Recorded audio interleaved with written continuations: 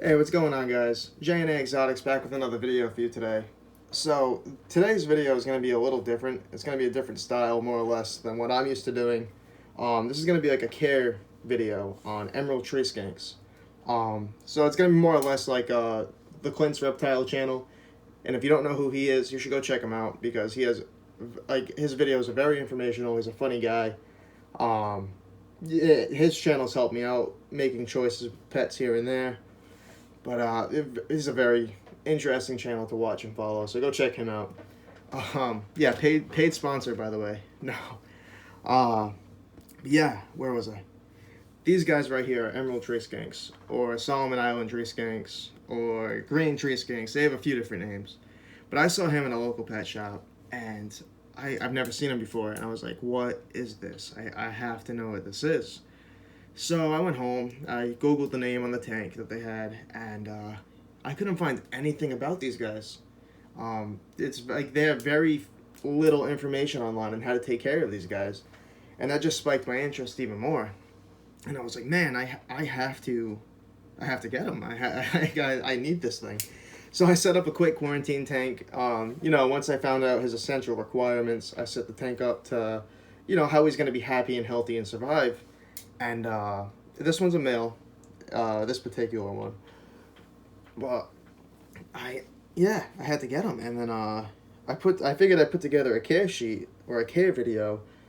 That way, when someone is in the situation I am in, if they happen to come across these guys, they know how to take care of it the right way.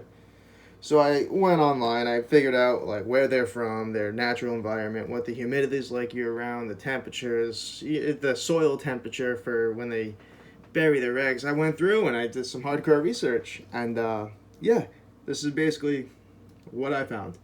So these guys are from the Solomon Islands, and that region is made up of like 6 major islands, and then hundreds of smaller islands. I think I read it was over 900.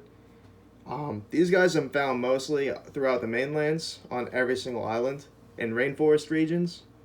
The average temperature is from 80 to 86 degrees on average at their islands. So I keep his tank ambient temperature around 80 to 86 degrees. It fluctuates depending on the heat in the house, but I make sure he stays warm. His basking spot, what he's in right now, he's just waking up. He was on the background that I set up for him, but he just came out of ground. He was burrowed underground, came up, woke up.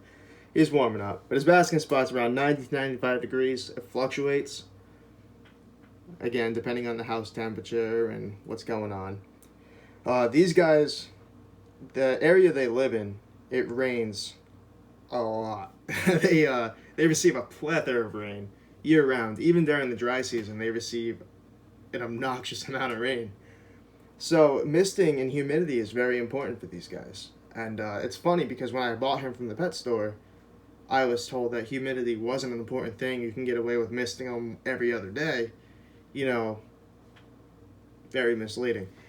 Um, so yeah, humidity and spraying. If you have a misting system, that's great for these guys. But yeah, I spray mine personally. I spray all of my animals because I enjoy it. I feel like it's like I connect with them when I can do it because a lot of my animals are display animals, so I enjoy misting them myself. So I mist him for at least like 30 to 45 seconds heavily, twice a day. Um, so I have him set up in a bioactive terrarium with a drainage layer, so that way the water doesn't become swamped up and stagnant and smell like sewage. So I can drain it out. So I have him set up like that. These guys are an arboreal species. They're usually found 5 meters above the ground, which I think is like I'm not exactly how I'm not good with the metric system, but I think that's like 25 feet, 20 to 25 feet, or around there. It might be 20. But these guys are found like 5 meters in a tree. They do tend to come down in the wild. Mine personally, every single night, clockwork, like around 5:30, 6 o'clock. Gets down from his hides, stops basking, doesn't eat. He might hang around the water. I have a water bowl set up for him. He usually licks the drops of water off the leaves, but I have the water set up for him just so it's an option. And then he burrows until he wakes up. And I thought that was cool. because he's an arboreal species, but definitely make sure you supply him with a substrate layer because they do tend to burrow. Mine burrows every single day, so that's pretty cool. So from my research, I found that he right now is in a 12 by 12 by 18, and this is just like a temporary quarantine tank I threw together for him. I do that with all my animals just to make sure they're happy, not happy, healthy rather, and they're gonna make it, and I can keep. It's easier for me to keep an eye on him in a smaller tank. So, sorry, I was reading a text. It just popped up on my phone. Mom texted me. But an 18-18-24 could suffice for 2 to 4 adults. Now, males with these guys are very territorial. Well, can be territorial, depending on if there's females in the area or not.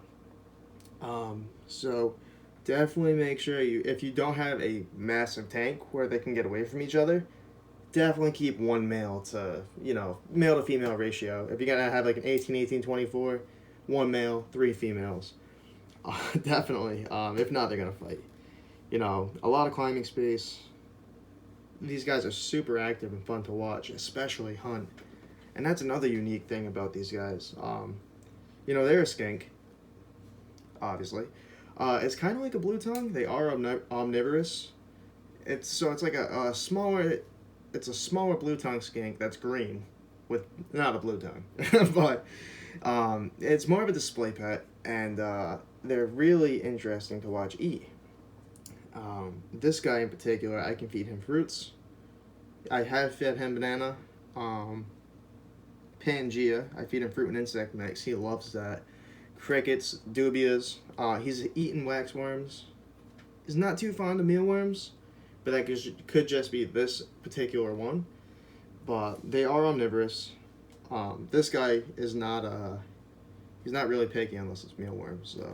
And he loves Pangea, which is great because if you don't want to supply fruits, you can tongue feed him insects or place insects in a bowl. He'll eat that, and then you could go and feed him Pangea every other day, like I do. Now these guys with their body types, they're a very hardy lizard. Obviously they're small, so you have to be careful with handling them. And I mean, me personally, I would call these guys like a showcase animal.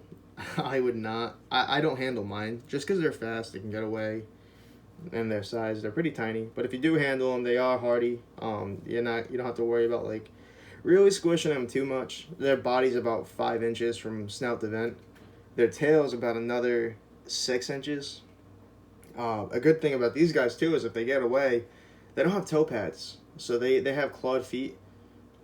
So you don't have to worry about them climbing on the wall and stuff. It's not like a gecko or a tokay. When it gets away, it's on the ceiling and you can't get it. These guys stick to the ground. Obviously, they can climb your couch or a blanket or something, but if they get away from you, all you have to worry about is catching them on the ground and worrying that they don't get under anything. But these guys are very hardy. From what I found, they live 7 to 12 years in captivity. I've read 15 to 20. It's all over the place. I don't know. Personally, this guy right here I know is under a year old, just from the people at the store who claim to have bred these and have had success, which is cool, good for them. My goal with these guys is I want to get a female or a trio and get a big tank set up and start breeding these guys, just so 90% of these guys, I would say, come from importation. They are not common, especially in my area, and I don't see any breeders for these guys really online. And if you look at like Triple L Reptiles or Backwater Reptiles, is it Backwater or Blackwater? Regardless, these guys are all wild caught, which does a number on the wild population with any species. So trying to breed these guys that way, they can come from me or whomever rather than the wild. That's a big thing. That can really help these guys out. With breeding these guys, I couldn't really find a crazy amount of information. I talked to the people who had success, and basically what I got out of it was, they're egg layers. They're not live bearers. For the incubation period for the eggs, it's like around 68, 69 to 100 days, and that's at a temp of 75 to 77 degrees. And I got that temp based on their natural breeding behaviors.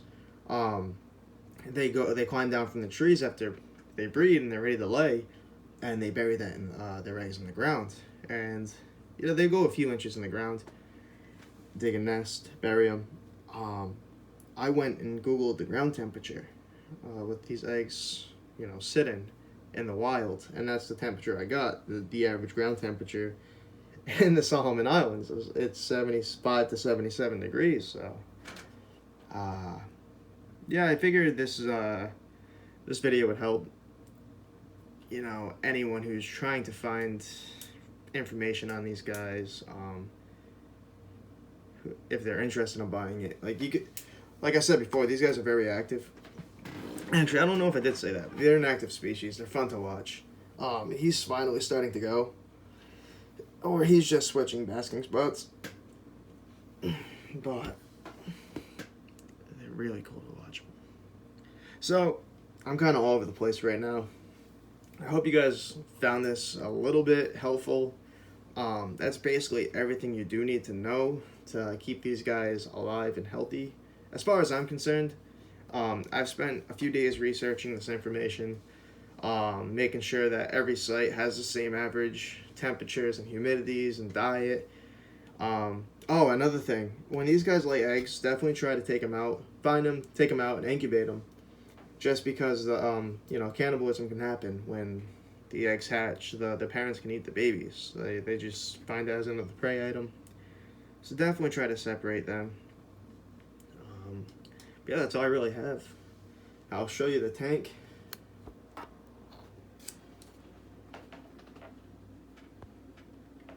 Like I said, it's just 12 by 12 by 18. Threw it together really quick. Dwarf umbrella plant. Has a pothos in the back. Dwarf white isopods and springtails in the bottom to clean the tank. And I just siliconed. I didn't want to go through making like the whole foam background for this tank, just because I knew it was temporary. So I just siliconed cork rounds for him to be able to cling onto and climb up. And one ledge. But yeah, I hope you guys check this video out. I hope you find it helpful. My goal is to educate and help you guys. That way, when it comes to buying one of these guys, and hopefully it's captive bred. It just makes it a little easier for you guys in your research. But thank you for watching, and have a good day, guys. Thank you.